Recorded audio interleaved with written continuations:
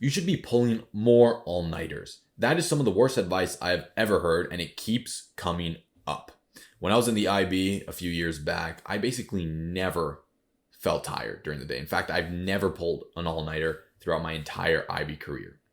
So this conversation really came up when I was reading some past Reddit posts, such as this one right here. IB sleep deprived for real. All right, what does it say here? It's 5:38 in the morning as I type this. I haven't slept and I'm still writing my EE. All right, I can't sleep. I've been relatively stress-free for the last 2 months-ish. I have thoughts about the IB and pretty chill. Fast forward from now, 10 hours before results are released. So this is actually more results anxiety. But it's one of the biggest things, sleep deprivation. So how exactly do you overcome this? And more importantly, how do you utilize any motivation, any quote unquote stress that you might have to further propel yourself to succeed and then have that energy to succeed in the IB, get that score you want, and for the rest of your life. All right. Hello, everybody. If you don't know who I am, my name is Joaquin Revello. I'm a current UPenn Wharton dual degree engineering student, and I got a 45 in the IB in the 2021 in the exam route. And I'm making this video really to address how I never actually felt quote unquote tired or exhausted from taking the IB throughout the entire 2 years. Was I tired at certain parts of the day? Maybe, but it was actually relatively rare. And in fact, one of the biggest reasons why I think this is the case has to do with sleep. I was very consistent with my sleep, very disciplined with it. I got 8 to 9 hours of sleep every single day. I would go to bed at around 9:30 and wake up at around 6:30 to catch the bus, which left at 7. So that bus, by the way, actually made it it set a barrier in the barrier during the day that incentivized me to wake up early and go to bed. And I'm actually pretty grateful that happened.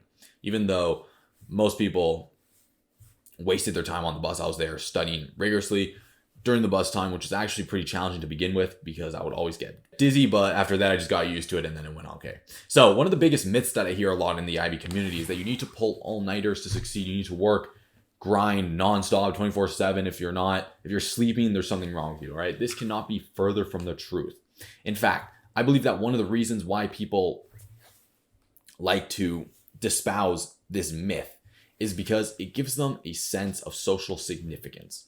Being busy in today's day and age is seen as a status symbol. If you are busy, you are seen as important. You are seen as valuable. You are seen as doing great work.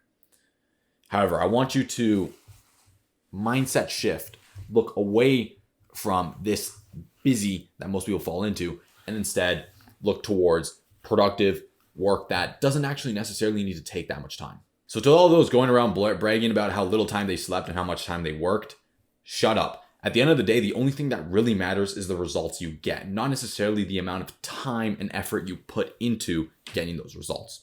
And in fact, I want you to disassociate the amount of time you put working into the IB, into your IAs, into studying for your exams, and then the results you actually get.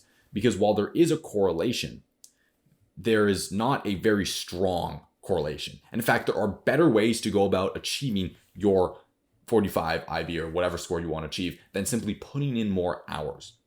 And while that is an option, while it is an option to work as much as you want and then sell your soul and then have absolutely no life and then by the end just be depressed, sad, and with a bunch of mental health problems, while that is an option to achieve the high results that you want in the IB and really anything you want to achieve in your entire life, there is a much better way. And that much better way involves understanding, number one, that the brain can only focus for up to 4 hours of pure productive work per day. And anything more than that is actually marginally better, but in the end of the day, it's actually counterproductive because you're cutting away for potential states of flow you could be working in the future. So that's number one. And number two, that myself, I only pulled, I believe, the least amount of sleep I got was one of the days where my IAs were due, where I got, I believe it was 6.5 hours, 6 to 7 hours. That was it. That's the less sleep I've got. And I believe I've gone in the 7-hour range maybe 10 times throughout my entire 2 years of the IB diploma. And I ended up getting a 45, which means that it's possible. All right. I want to get that into your head that it's possible to do it. Okay. So how exactly do you go about doing this? How do you never feel tired per se and have the energy to push through any annoying assignments and whatnot? All right. Number one, we talked about sleep. All right. A few quick things. You can do a lot of the research on sleep that you want by yourself. I'm just going to add a quick tidbits here. Number one, you want to align it with your circadian rhythms. That's one of the best ways to get high quality sleep, whereby you wake up when it's daytime and you go to bed when it's nighttime, instead of working until 4 a.m. or 5 a.m. as I know some people do. That shifts off your circadian rhythms, and the quality of sleep is not the same. Okay, so that's number one. The other thing about sleep is make sure your room is darkly lit. I removed all the lights in my room, and that actually helped a lot. And then finally, remember that time in bed actually does not equal the amount of time that you spent sleeping. Just because you spent 9 hours in bed does not mean that you spend 9 hours sleeping. In fact, most of the time, if you want to get 8 hours of sleep, you need to be 9 hours in bed. So keep that in mind. You always want to sleep a little bit more than what you anticipate to be in bed. So let's say you're in bed for 8.5 hours, you're probably going to get 7.5 to 8 hours of sleep. And I think anyone's goal should be 8 to 8.5 hours of sleep. You want to be in bed for around that 9 hour range. Okay, so that's sleep. The next thing that I did was I worked out. All right, and I worked out throughout my so I started working out at the end of my grade 11 year. I would do a lot of cardio on the bike. And then near the end of my summer, that's where I got into weightlifting and into resistance training. And then I would go to the gym every single day for about an hour and a bit. Okay, and that was during the busiest time, quote unquote, the busiest time of the IB period, where I had my IAs, I had my university applications, I had everything, I had the final exams shortly after, all of that, and I still managed to find an hour every single day to work out. And most of the students who are not working out, and then they try doing it, they tell me the exact same thing. They say the following, that at the beginning, I thought that this was a waste of time. I thought that I shouldn't be spending my time working out because I could spend my time studying more. However, the mental clarity it gives you, the strength it gives you, the ability to reach states of flow, which is absolutely key to productive study sessions. The ability to reach states of flow is amplified when you have that additional energy, when you have the energy that comes from working out. And the way I like to think of it is the following.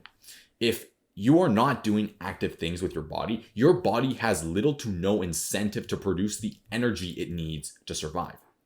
Imagine you were a marathon runner, or you were climbing mountains, or whatever the case may be. Your body needs a lot of energy to climb up said mountain or run said marathon.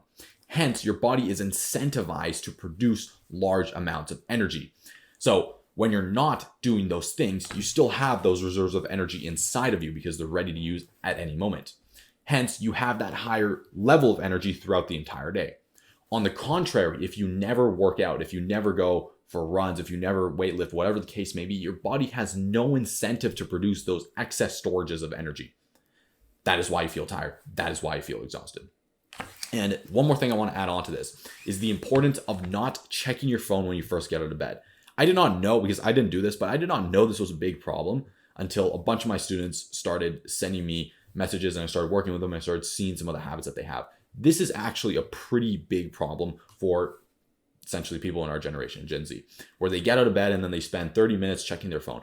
Do not do that at all. If you're doing this, make it a number one priority to remove this habit from your daily routine right now. And one of the easiest things you can do to avoid that habit is to put your phone in another room when you wake up. Pretty straightforward. Or something I like to do a lot is you can put your phone, as let's say you're using the alarm clock, put your phone somewhere in the other side of the room and then put a glass of water on top of it. That way you need to get up, walk to your phone, and then drink the glass of water before you can touch it. And typically, and here's another tip, typically drinking water in the morning is one of the best ways to give yourself energy right to begin with. All right. One of the things I do right in the morning is drink about a liter of water. It wakes me up. It really gets me going. And by the way, I didn't use any caffeine, any supplements, nothing like that. And I seem to be doing okay. And finally is the importance of consistent studying. And I mentioned this before, they want to be doing maximum of about 4 hours of pure focus every single day.